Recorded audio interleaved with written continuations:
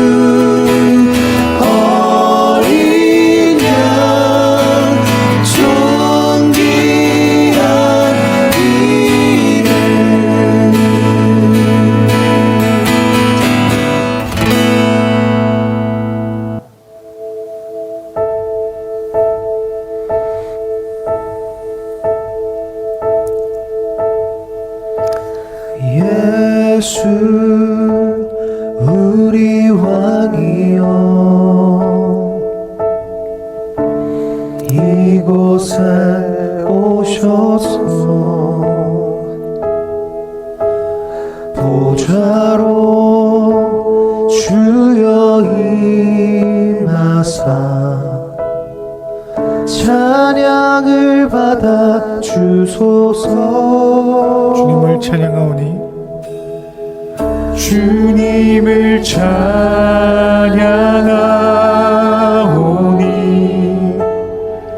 주님을 경배하오니 왕이신 예수여 오셔서 좌정하사 다스리소서.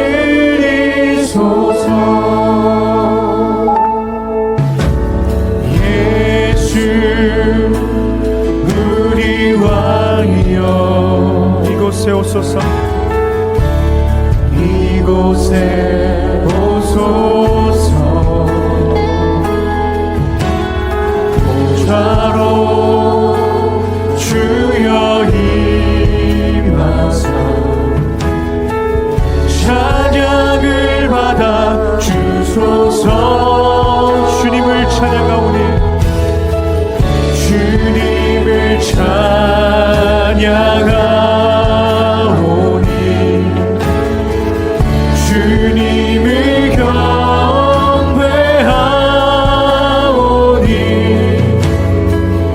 왕이신 예수여 오셔서 좌정하사 다스리소서. 예수 우리 왕이여 우리 왕이여 이곳에 오소서. 이곳에 오소서. 보좌로 주여 임하사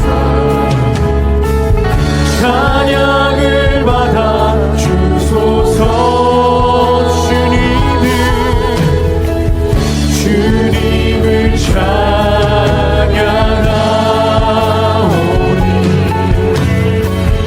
주님을 경배하오니 왕이신 예수여 오셔서 좌정하사 다스리소서. 아멘. 우리 다 같이 기도하겠습니다. 하나님 아버지 감사합니다. 이 시간 하나님의 은혜만을 사모하고 주의 말씀만을 듣기를 원합니다. 하나님, 정말 폐역하고 음란한 이 시대에 하나님의 말씀을 붙들고 그 말씀 듣기에 간절히 사모하는 우리 성도들 붙잡아 주시고 이 시간 성령의 충만함으로 말미암아 하나님의 말씀만이 선포되는 시간 되게 하여 주옵소서. 주님이 말씀하신 그 영생의 삶을 정말 하나님과 예수님을 알아가는 그 신앙생활을 우리 성도들이 깊이 깨달아 살아낼 수 있는 힘과 용기를 더하여 주시옵소서.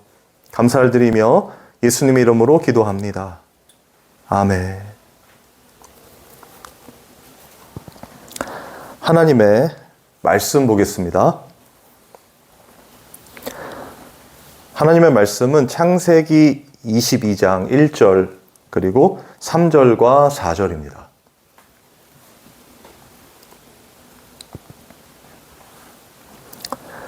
창세기 22장 1절 그리고 3절과 4절 제가 읽겠습니다.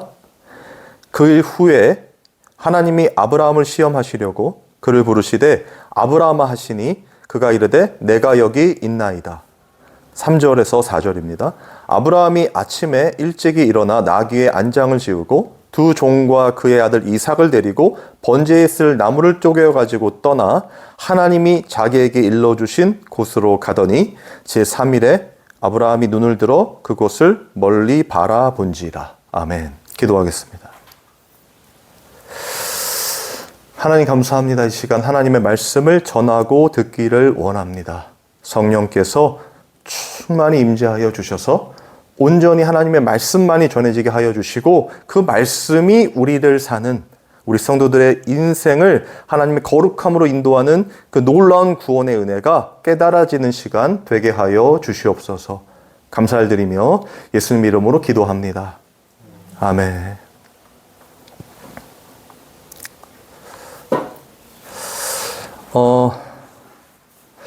저희는 계속해서 하나님의 언약에 대한 이야기를 지금 하고 있습니다. 그 전제는 이 사도행전에 나타난 스데반의 설교에서 비롯된 거예요. 우리는 사실 스데반을 비롯하여서 그 사도행전에 나타난 강해를, 하나님의 말씀을 살펴보다가 거기 초반부에, 스데반의 설교의 초반부에 등장하는 언약에 잠깐 집중하면서 그게 정말 이 기독교 세계관과 또 해석하는 데 정말 중요하거든요. 그래서 언약을 좀 깊이 있게 다루고자 이 창세기 22장까지 오게 된 겁니다. 이 창세기 22장은 모리아산의 사건이죠. 아브라함이 이삭을 바치는 사건. 그런데 그건 누가 명령했다? 하나님이 명령하시고 누가 이루신다? 하나님이 이루신다는 거예요. 그래서 본격적으로 이 모리아산의 사건을 살펴보기 전에 우리가 먼저 이 개념 정리가 필요할 것 같아서 제가 오늘 두세 가지 개념을 좀 설명을 드리려고 합니다. 이 첫 번째는요, 1절에 나와요. 제가 읽겠습니다. 그 일 후에 하나님이 아브라함을 시험하시려고 그를 부르시되 아브라함아 하시니 그가 이르되 내가 여기 있나이다. 저희가 지난주에 이 1절에 대한 이야기를 함께 나누었잖아요. 하나님께서는 아브라함에게 왜 이런 모순된 명령을 하셨을까? 그 이유는 지난주에 다 설명드렸기 때문에 굳이 제가 언급은 다시 하지 않겠지만, 어쨌든 하나님께서 맺으신 언약은 하나님 스스로 이루신다는 것. 언약의 주체가 하나님이라는 사실입니다. 그러면 그런 개념이 이 오늘 본문에 나와 있는 내용뿐만 아니라 성경 전체에 흐르고 있어요. 그래서 성경을 볼 때 이 참된 성도들은 그걸 바탕으로 해서 성경을 해석하게 되고 또 그래야만 합니다. 아니면 계속해서 우리 안에 이 드러나는 인간의 이 죄악성이라고 했죠. 소유의 우상화. 하나님이 주신 은혜도 내 소유로 만들고 그걸 지키려고 하는 나의 교만함으로 드러나게 돼요. 그런데 이건 참 미묘해요. 왜냐면 우리 하나님을 위해 살아가는 하나님의 백성이니까 열심히 하나님 말씀 지켜야지요.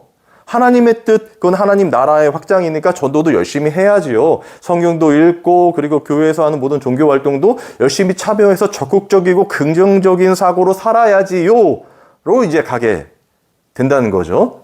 그런데 그렇게 가게 되는 그 자체가 문제가 되는 게 아니라 그렇게 가게 되면서 나타나는 우리의 이 속내, 우리가 생내적으로 우리를 드러내려고 하고 우리의 어떤 것을 하나님께 이렇게 열심으로 드리면 하나님이 복 주신다는 개념으로 자꾸 가기 때문에 그것에 대한 경계로서 저희 교회는 굉장히 성경적인 이야기만 하려고 하는 겁니다.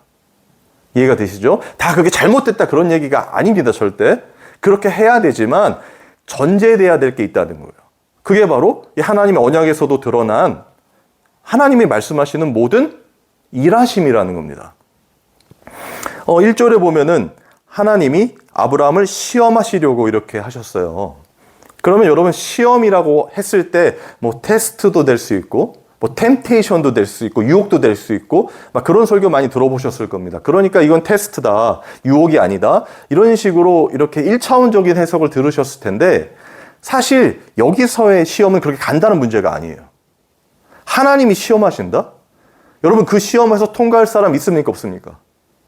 없어요. 이건 그냥 단순히 아브라함의 신앙을 점검하려고, 아브라함이 믿음의 조상이라고 내가 했는데 얘가 믿음 정말 좋나 안 좋나, 여기서는 이제 순종하나 안 하나를 보려고 하는 테스트로 이제 설명을 많이 들으셨을 겁니다. 그런 게 아니에요, 여러분. 여기서의 시험은요, 결론적으로는 우리가 늘 살펴보았듯이 인간이 할 수 없음을 폭로하고 하나님만이 그 구원을 이루신다, 언약을 이루신다라는 것을 드러내는 표현으로 시험이라는 단어가 쓰이는 겁니다. 아담을 시험하셨을 때도 마찬가지잖아요. 에덴 동산에 있는 모든 임의의 나무의 열매를 먹되 선악과는 먹지 말라 하셨잖아요. 그럼 그거 테스트잖아요. 시험이잖아요. 그런데 그 시험에서 아담이 통과했습니까? 못했습니까? 못한단 말입니다. 하나님 그거 알았을까요? 몰랐을까요? 아셨다는 거죠. 왜 몰랐으면 신이 아니니까. 절대로 플랜 B가 아니라는 거예요. 아셨음에도 불구하고 하나님 그렇게 말씀하시는 거죠? 명령하시고 시험하시는 거예요. 왜? 안 될 테니까. 그러면 그걸 누가 지킨다? 하나님이 지키신다는 거예요. 오늘 본문에도 마찬가지입니다. 하나님이 지키세요. 완성하세요. 그러면 이 시험의 의미는 어떤 의미가 되는가? 모든 성도들에게, 특히 아브라함이 지금 이 모리아산의 사건의 시험을 당하고 있으니까요. 이 시험이라는 단어는 원어적으로 보면요, 깃발이라는 의미를 포함하고 있어요. 깃발. 깃발은 어떤 거죠? 승리에 꽂는 거잖아요. 그리고 높이 들어서 알리는 거 아닙니까? 펄럭이면서. 오늘 본문은요, 하나님께서 계속해서 우리가 언약을 통해 배웠지만 아브라함은 아무것도 할 수 없는 그 타르데마의 상태, 말씀드렸죠. 깊은 잠에 빠진 상태. 그 상태로 밀어버리시고 온전히 이 구원은 하나님이 이루신다 라는 것을 설명하는 거란 말이에요. 그러면 이 시험하시는 것도 마찬가지죠. 시험의 결과는 결국 어떻게 나타난다는 거예요? 하나님의 언약이 완성되는 것으로 나타난다는 겁니다. 깃발처럼 꽂히고 들어 올려져서 하나님의 의만 드러난다는 거예요. 자, 그럼 이런 개념을 한번 잘 생각해 보세요. 그러면 연상되는 분이 떠오르셔야 됩니다. 깃발처럼 들려 올려지신 분. 누구시죠? 우리 예수 그리스도가 되는 거예요. 지금 이 모리아산은요, 여러분 잘 아시듯이 지금의 예루살렘이에요. 예루살렘 성전이 있었잖아요. 그리고 예수님 어디서 십자가에 못 박히셨죠? 그 예루살렘 성전이잖아요. 예루살렘이잖아요. 그 장면이에요. 그러니까 이삭이 예수님을 예표하는 건 여기서부터 출발되죠. 그런데 이따가 살펴보겠지만 이곳을, 이 장소를 지정하신 분이 누구예요? 하나님이시란 말이에요. 그러면 단순히 아브라함 이삭을 바치는 사건을 통해서 하나님이 시험하시니까, 그러니까 아브라함에게 야, 너 믿음이 좋은지 아닌지 순종하는지 안 하는지 내가 볼게. 이것으로만 볼 수 없다는 간단한 내용이 아니라는 겁니다. 왜냐하면 아브라함에게 지금 하나님 계속 나타나셨죠. 그 창세기 12장에, 15장에 언약하셨죠. 쪼개심의 언약 뭐였죠? 횃불 언약입니다. 네, 사모님 입 다물고 계신데 괜찮아요. 그래야 설교를 할 수 있으니까. 17장에 할례 언약으로 넘어갔죠. 그리고 22장에 모리아산의 사건으로 그게 완전히 실체가 드러나는 거잖아요. 모형으로서. 예수 그리스도의 모형으로서. 그러니까 이 시험이라는 단어가 성경에 나오면 우리 생각할 때, 아, 우리의 무능함, 우리의 죄악됨이 폭로되는 것이구나. 그러나 승리의 깃발처럼 예수 그리스도의 십자가가 드러나는 것이구나 라고 생각하시면 돼요. 이해가 되시죠? 자, 그럼 우리에게 한번 적용해 볼까요? 여러분, 이런 시험, 감당할 수 없는 시험, 제가 제 딸의 비유를 들어서 한번 말씀드렸죠, 지난주에. 우리는 할 수 없잖아요. 그렇게 우리가 감당할 수 없을 것만 같은 문제들이, 시험들이 올 수 있단 말이에요, 우리에게. 물론 우리가 잘못해서 겪는 고난도 있겠지만 하나님께서 이렇게 시험하시는 일들이 있단 말이에요. 그런데 그건 왜 주어진 거예요, 결국? 우리의 절망과 우리의 이런 어떤 실패와 좌절을 통해서 우리는 아무것도 할 수 없는 죄인이라는 걸 폭로하죠. 그런가 동시에 누가 드러납니까? 깃발처럼 예수 그리스도가 드러나는 거예요. 여러분, 우리는 그래서 그 예수님을 어떻게 해요? 바라보게 되는 겁니다. 우리가 예수님이 정말 우리를 구원해 주신 구원자이시기 때문에 열심히 믿고 섬기고 교회 활동 열심히 하고 봉사하고 헌신해서 하나님 영광 받으시고 예수님 기억하고 이런 게 아니라는 거예요. 이렇게 될 수 없다는 걸 전제로 하고 보는 진짜 그리스도의 십자가란 말이에요, 그게. 이해가 되시죠? 그래야, 아, 정말 나 같은 죄인을 구원해 주신 그 은혜가 그냥 한번 울고 끝나는 게 아니라 우리 삶 전체에게 스며들겠죠. 그러니까 예수님의 그 사랑에, 그 십자가의 사랑이 스며들어야 된단 말이에요. 스폰지처럼. 우리가 그걸 채우는 게 아니라 이런 사건과 사고들 통해서, 또 하나님이 시험이라고 말씀하신 이런 일들을 통해서 우리는 계속해서 우리의 죄악됨이 폭로를 당하고, 그죠? 하나님의 그 일하심과 사랑이 깊이 스며들게 된단 말이에요. 왜? 깃발처럼 꽂혀 있으니까 승리가 어디에? 그 모리아산에, 그 예루살렘에 그 예수님의 십자가에서 예수님이 다 이루셨기 때문에. 그래서 성경에 나오는 시험은 그래서 어떤 거예요? 우리의 실패지만 하나님의 구원의 은혜란 말이에요. 그럼 우리가 이제 성경을 읽을 때 시험이라는 단어들이 나오면 이제 아시겠죠? 그래서 서신서에 보면 여러 가지 시험을 만나거든 온전히 기쁘게 여기라 말씀하시는 겁니다. 왜? 예수님이 드러나실 테니까. 깃발처럼 펄럭이실 테니까. 여러분, 그래서 그 기쁨이 막 우리 삶에 점점 가득 차야 되지 않겠습니까? 그게 그리스도인이잖아요. 그게 예수님의 사람들 아니겠어요? 이해가 되시죠? 그런 의미라는 겁니다. 이 시험이라는 게. 그러니까 아브라함에게 닥친 이 시험은 자신의 자식을 죽이는 너무나 이 괴롭고 고통스러운 순간이 되었지만 지난주에 살펴본 것과 같이 소유의 우상화였죠. 하나님이 주신 은혜인데 하나님이 주신 언약의 실체인데 자신의 소유로 삼고 자신이 어떻게 해보려고 했던 그래서 그게 자신화되는 거죠. 우상화되는 거잖아요. 그거를 죽이고 온전히 예수 그리스도로 살아가는 진짜 성도의 삶을 하나님이 살게 하시는 것, 그 단어로 의미로 해석이 되어야 된다는 겁니다. 그리고 3절을 한번 3, 4절을 제가 읽어볼게요. 아브라함이 아침에 일찍 일어나 나귀의 안장을 지우고 두 종과 그의 아들 이삭을 데리고 번제에 쓸 나무를 쪼개어 가지고 떠나 하나님이 자기에게 일러주신 곳으로 가더니 제3일에 아브라함이 눈을 들어 그곳을 멀리 바라본지라. 여기서 보면 3절 말미에 하나님이 자기에게 일러주신 곳. 그 제가 서두에 설명한 것처럼 그곳 어디입니까? 모리아산이었어요. 그런데 그냥 일러주신 게 아닙니다. 하나님이 이미 창세 전에 다 계획하신 하나님의 섭리란 말이에요. 몇천 년 후에 일어날 예수 그리스도의 십자가를 예표하는 장면이니까 하나님이 이미 다 계획하고 계시다는 거죠. 제가 늘 강조하지만 모든 이 믿음의 주체, 신앙의 주체, 모든 그냥 우리 인생의 주체는 누구다? 하나님이시란 말이에요. 그런데 우리는 그 하나님이 결국 이렇게 완성하실 그 구원의 은혜시 예수님의 십자가를 알면서도 우리의 실제 삶은 어때요? 늘 불안함 가운데 있단 말이에요. 그 왜 그렇습니까? 우리 자체가 불완전하기 때문에 그래요.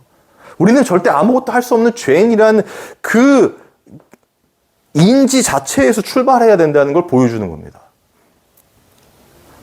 우리가 아무리 신학을 공부하고 저 같은 경우는 이제 목사니까요. 많은 일들을 겪었어요. 제 간증들을 보셨으면 알겠지만 죽을 뻔도 하고 무슨 막 진짜 엄청난 사건들 많이 겪었거든요. 그러면 지금 어떻게 했어야 됩니까? 설교하듯이 진짜 막 거룩한 어떤 그런 사람처럼 예전에 제가 청소년 사역을 한 어느 교회에 가서 이제 설교를 하러 갔는데 제가 그때 모세 이야기를 했어요. 송아지 그 이야기 있잖아요. 광야에서. 그래서 모세가 막 던지고 할 때 막 소리 지르고 막 했어요. 애들이 나중에 피드백을 진짜 모세가 하늘에서 내려온 것 같았다 하더라고요. 그러면 지금 제가 그냥 그 정도 됐어야 되는 거 아닌가요? 근데 저는 오늘 아침에도 저의 이 죄악성과 그런 어떤 일들 때문에 너무나 이 괴로움 속에 있었거든요. 그게 어쩔 수가 없어요. 하나님, 오늘 주일이 거룩한 주일이고, 막 하나님 말씀을 전해야 되니까 기도하고 뭐 이래야 되는데, 막 여러 가지 고민들과 저의 어떤 잡다한 그런 인간적인 일들에 막 이렇게 매몰되는 모습을 봤단 말입니다. 그 짧은 순간에, 아침에. 여러분, 그거 말이 안 되는 거 아닙니까, 사실? 넘어질 수밖에 없고, 또 절망할 수밖에 없잖아요. 목사 개척이라는 것도 했고 이랬는데, 저의 실제의 삶에서는 항상 주체가 저거 제가 어떻게 될 거를 고민하고 막 이런 순간들 뿐만 있어요. 그런데 하나님이 아브라함처럼 어떻게 해요? 찾아오세요, 자꾸. 여러분, 하나님 찾아가세요. 어떠한 순간에도 찾아가시고 오히려 시험이라는 매개체를 통해서 복음의 진수를 보여주는 거잖아요. 예수 그리스도를 자꾸 보여주신단 말이에요. 참된 성도에게만. 여러분, 그래서 제가 늘 강조하는 것 중에 하나가 성령 받은 하나님의 사람과 그렇지 않은 것 항상 강조하잖아요. 성령을 받으셨습니까? 그리고 성령이 하는 일이 뭐라고요? 우리의 죄를 폭로하시는 거예요. 그리고 우리가 아무것도 할 수 없는 죄인인 것을 드러내셨을 때야 진짜 예수 그리스도의 십자가를 바라보게 하신단 말이에요. 그게 이 모리아산 사건에 그대로 담겨 있거든요. 우리 다음 시간에 이제 배우게 될 텐데, 어쨌든 하나님이 이렇게 자기에게 알려주신 곳, 우리가 그렇게 하나님의 음성에 귀 기울이며 그 음성을 따라가게 되는 양의 모습으로 존재한다는 겁니다. 아브라함의 어떤 순종과 믿음이 아니라는 걸 제가 설명하는 거예요. 하나님이 그렇게 하신다는 거예요. 그런데 우리가 볼 때는 아브라함이 순종하는 모습으로 보이잖아요. 그죠? 그런데 아브라함 스스로도 느꼈을 겁니다. 아, 나는 안 되는구나. 그런 고백들이 이제 계속 나오게 돼요. 그리고 4절을 보겠습니다. 제3일에 아브라함이 눈을 들어 그곳을 멀리 바라본지라. 여러분, 성경에서 이 3이라는 숫자가 굉장히 중요합니다. 이 3이라는 숫자는 먼저 우리가 알 수 있는 건 삼위일체 하나님이죠. 그러면 삼위일체라는 건 하나님과 예수님과 성령님을 부르는 이름인데, 그 하나님의 이름이 완전을 의미하는 거예요. 그렇죠? 하나님이 하시는 모든 일도 온전함이 포함되어 있고 하나님의 말씀도 온전함이 포함되어 있어요. 그러면 여기서 말하는 이 3일도 완전하다는 걸 표현하겠죠. 그런데 이 3일에 아브라함이 어떻게 하냐면, 제3일에 아브라함이 눈을 들어 그곳을 멀리 바라본지라. 자, 그러면 이미 떠난 상황이에요. 이삭과 아까 읽었죠? 이삭과 그 종들을 데리고 이제 이삭을 하나님 명령대로 바치려고 떠나는 상황에서 3일이 지난 겁니다. 그리고 3일 후에 이제 모리아산 그 바칠 제단을 바라본 거죠. 그러면 그 3일은 사실 이삭이 아직 살아있지만 살아있는 거예요? 죽은 거예요? 죽은 거죠. 아브라함도 제가 예수님을 예표할 때는 인간의 감정이 없다고 했습니다. 그런데 생각해보면 그 중요한 3일이라는 시간에 묵묵히 걸어갔을 거 아닙니까? 끝까지. 그럼 그거 살려고 가는 거예요? 죽으려고 가는 거예요? 죽으려고 가는 거죠. 3이라는 숫자는 완전이라고 했습니다. 그럼 그 죽음은 완전히 죽은 거예요. 그죠? 살 가망성이 없는 거예요. 소망이 없다는 걸 표현하는 겁니다. 이 3일이라는 말이. 그래서 바라보는 그 모리아산은 어떤 모리아산이에요? 심판과 죽음과 고통의 모리아산이에요. 아무것도 할 수 없는 상태. 제가 그걸 뭐라고 했죠? 타르데마의 상태. 하나님이 몰아넣으신 거예요. 이해가 되십니까? 이 3일이라는 숫자는 구약에서도 굉장히 많이 등장을 하거든요. 여러분 잘 아시는 요나의 물고기 뱃속에 있었던 그 3일 기억하십니까? 그 왜 3일입니까? 완전한 죽음이에요. 살아날 수 없음. 인간의 어떤 노력과 열심으로는 아무것도 할 수 없는 상태를 말해주는 거란 말입니다. 그리고 그 요나의 죽음은 예수 그리스도의 십자가로 연결이 되죠.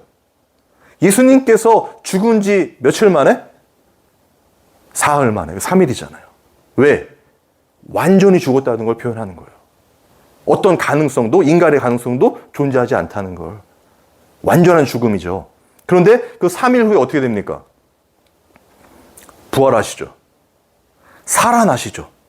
여러분, 우리의 죽음은 완전한 죽음이어야 돼요. 인간으로 살아가는, 그러니까 인간의 열심과 우리의 자아로 무엇인가 해보려는 모든 시도가 완전히 끊긴 상태가 3일이라는 겁니다. 그래야 그 이후에 어떤 일이 벌어져요? 하나님이 예수 그리스도를 살리시죠. 생명이 살아나잖아요. 부활하시잖아요. 여러분, 그게 우리의 인생에서 일어나야 될 일이에요.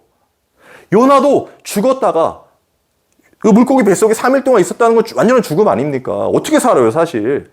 그런데 살아나죠. 그리고 어떻게 합니까? 하나님의 언약이 시작되죠. 여러분, 우리의 인생도 마찬가지예요. 우리는 그런 죽음에서 완전히 죽는 그 3일의 삶을 살 수밖에 없는 거예요, 이 땅에서. 그런데 그런 완전한 죽음 이후에 하나님의 생명력이 솟아나는 거죠. 아까 시험에서 배웠던 것처럼 하나님의 승리의 깃발이, 부활의 깃발이 꽂히는 겁니다. 그래서 예수 그리스도가 보여지는 거예요. 그래서 요나의 표적에서 예수 그리스도가 보여지고, 아브라함의 이런 모리아산의 모습을 통해서 예수 그리스도의 십자가가 드러나고, 마찬가지로 우리의 인생에서도 우리는 안 되고, 우리는 죄의 가운데 있고, 괴로움과 절망 가운데 있을지라도 그 순간에 우리의 아무것도 할 수 없는 그 무능의 상태에서 3일 후에 어떤 일이 벌어져요? 부활이 일어나는 겁니다. 여러분, 그러면 생각해 보십시오. 여러분, 이 하나님의 은혜가 없다면 저와 여러분이 살아갈 수 있겠습니까? 반대로 얘기하면 하나님이 무언가 기준을 세우고 시험을 하셔서 통과한 자들만 그렇게 하신다면 우리 가능성 있어요, 없어요? 없어요. 여러분, 그런데 하나님이 우리를 언제 택했다? 창세 전에 택하셨어요. 그리고 찾아오셨죠? 여러분 인생에서 찾아가셨잖아요. 그리고 언약하셨단 말입니다. 2가지라 했죠, 언약이. 나는 너의 하나님이 되고 너희는 내 백성이 되리라. 세상 끝날까지 내가 너희와 함께하리라. 그것은 예수님의 이름 임마누엘, 즉 예수님이 우리와 함께 하시는 거란 말이에요. 그 십자가에서 다 이루셨기 때문에. 여러분, 이 은혜 가운데 우리가 살아가는 거예요. 그리고 날마다 이 예수님의 십자가 그 깃발이 꽂히는 겁니다. 우리 인생에서. 그래야 우리가 예수님 바라보잖아요. 우리가 자꾸 죽어지고 우리의 자아는 사라지고 예수 그리스도가 드러나는 인생을 살 때에야만이 진짜 신앙생활이 되는 것이고, 그러면 할 말이 있겠죠. 그렇잖아요. 예수님의 증인으로서, 증인이라는 것은 증명해야 되잖아요. 증거해야 되잖아요. 그 할 말이 생기는 겁니다. 배워서 되는 게 아니에요. 여러분, 진짜입니다. 학습하고 성경 공부하고 계속 교회 활동해가지고 들었던 그런 이야기들을 나열하는 것뿐이지 정보를 나열하는 게 아니란 말이에요. 증인은 진짜 이 가슴에서, 아니면 실제로 본 것들을 말하지 않고는 견딜 수 없어서 말하는 거잖아요. 그걸 성경은 증인이라고 하고, 구원받은 하나님의 백성이라 하고, 그리스도인이라고 하는 겁니다. 여러분, 그런 여러분들의 신앙생활이 진짜 됐으면 좋겠고, 이런 하나님의 은혜를 매 순간 깨닫게 되기를 바랍니다. 예수님께서 이루신 그 십자가가 단순히 부활하셨네, 그래가지고 감사하고 이렇게 축제하고 이런 게 아니란 말이에요. 물론 그게 중요하기도 하지만 그 전제가 되는 건 뭐예요? 우리는 지금 만약에 그런 어떤 하나님의 은혜에 빠져 있다면 지금 다 어떻게 해야 돼요? 지금 다 머리 박고 무릎 꿇고 엄청 울어야 돼요, 여러분. 우리가 지금까지 한 게 뭡니까, 솔직히. 하나님의 영광이라고 말하지만 우리의 의를 드러낸 거잖아요. 하나님도 소유하고 성경도 소유하고 내가 율법도 소유하고 종교도 소유하고 다 그냥 내가 내 것으로 만들어서 나의 의로움을 드러내라고 했잖아요. 여기서 벗어날 수 있는 사람 있습니까? 그러면 제일 잘못하고 있는 건 저는 목사들이라고 생각해요. 지금은 뭐 할 때가 아니라 그냥 진짜 골방에 들어가서 목사들 모르겠습니다. 그냥 하나님 죄송합니다 해야 될 때라고 생각합니다. 그럼에도 불구하고 하나님이 우리를 구원해 가시니까. 그러니까 여러분, 아브라함과 같이 아브라함이 주체가 돼서 믿음의 조상이 된 게 아니라 하나님이 그를 믿음의 조상으로 만든 것처럼 하나님은 우리를 그렇게 만들어 가실 거예요. 이해가 되시죠? 우리의 생명은 영생이라고 그러죠? 영원한 생명. 그것도 오래 산다는 게 아닙니다. 예수 그리스도 안에 있는 생명을 영생이라고 하는데 그건 죽음 너머에 있어요, 여러분. 맞죠? 근데 그 죽음 너머에 있는 생명이 지금 우리 안에 있는 거잖아요. 그럼 우리는 죽는다, 죽지 않는다? 안 죽는 거예요. 물론 이제 이런 어떤 생리적으로 죽게 되겠지만, 왜? 우리는 부활을 사는 자들이란 말이에요. 그러니까 우리가 바라봐야 할 건 뭐예요? 우리의 죽음과 우리의 무능과 우리의 아무것도 할 수 없는 그 먼지로 티끌인 상태에서 꽂혀지는 그 예수 그리스도의 깃발, 그 구원의 은혜, 나 같은 죄인도, 저 같은 죄인도 목사 만드셔서 이렇게 하나님 말씀 전하게 하시는 이 은혜, 여러분의 인생에서 여러분들을 구원해 가시는 그 성령의 역사, 그것만으로도 기쁘고 감사한 우리의 고백. 그 고백을 호세아가 6장 1절에서 3절에 이렇게 고백했습니다. 제가 한번 읽어드릴게요. 오라, 우리가 여호와께로 돌아가자. 여호와께서 우리를 찢으셨으나 도로 낫게 하실 것이요 우리를 치셨으나 싸매어 주실 것임이라. 여호와께서 이틀 후에 우리를 살리시며 셋째 날에 우리를 일으키시리니 우리가 그의 앞에 살리라. 그러므로 우리가 여호와를 알자, 힘써 여호와를 알자. 그의 나타나심은 새벽빛같이 어김없나니 비와 같이 땅을 적시는 늦은 비와 같이 우리에게 임하시리라 하리라. 아멘. 여기 다 등장하죠?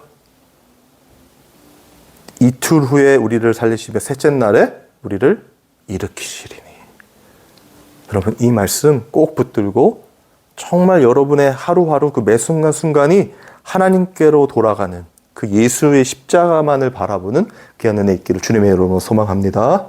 우리 찬양하고 기도하겠습니다.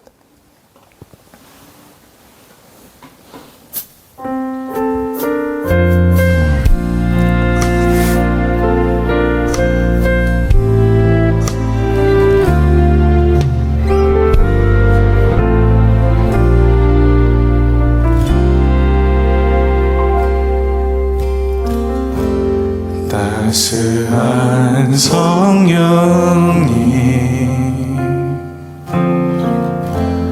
마음으로 보내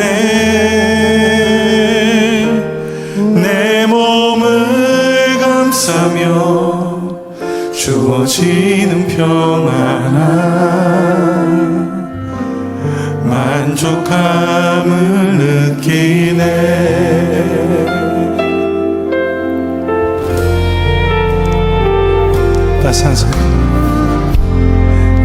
따스한 성령님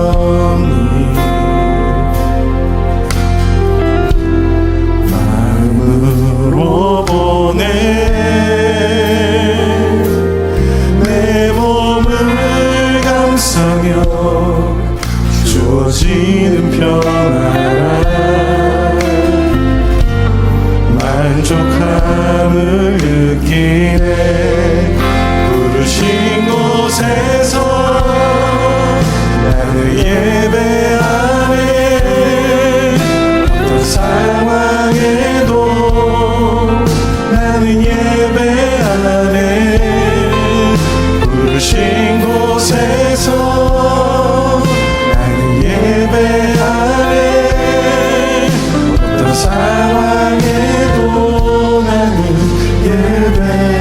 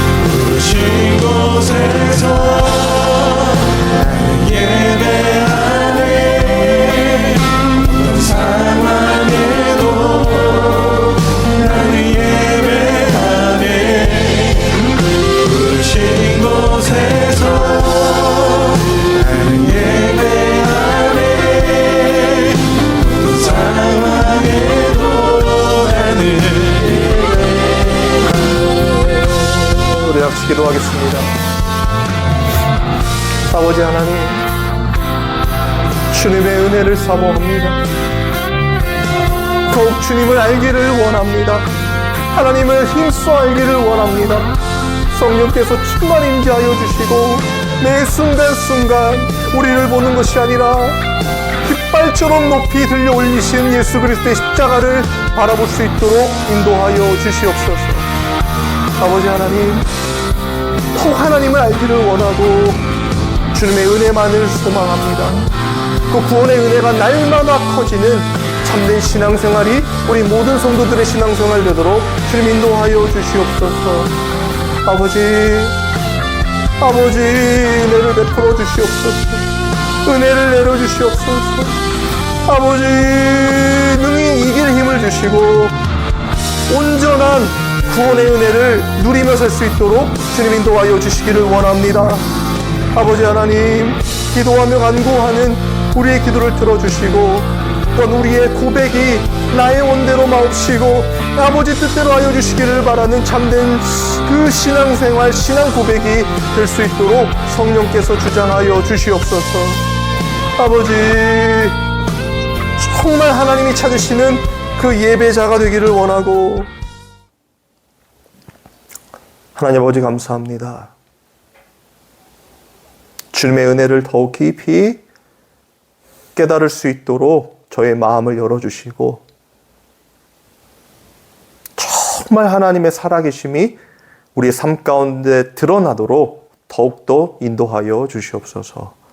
아버지, 모든 걸 주님께 맡기며 나아갑니다. 주님 뜻대로 되기를 원합니다.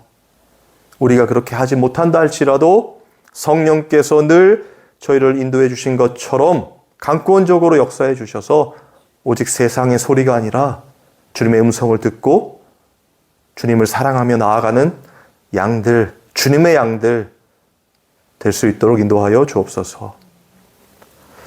하나님 아버지 감사합니다. 주님 앞에 귀한 예물을 드렸습니다. 유일한 예물 대신 우리 예수님을 더 깊이 알고 묵상하고 또한 동행하는 그 놀라운 은혜가 있게 하여 주시고 또 그런 증거들이 우리 입술로 고백되는 은혜도 더하여 주시옵소서. 우리 주 예수 그리스도의 은혜와 하나님의 사랑과 성령의 교통하심이 이 예배에 참여한 모든 성도들 위해 영원토록 함께 있을지어다. 아멘.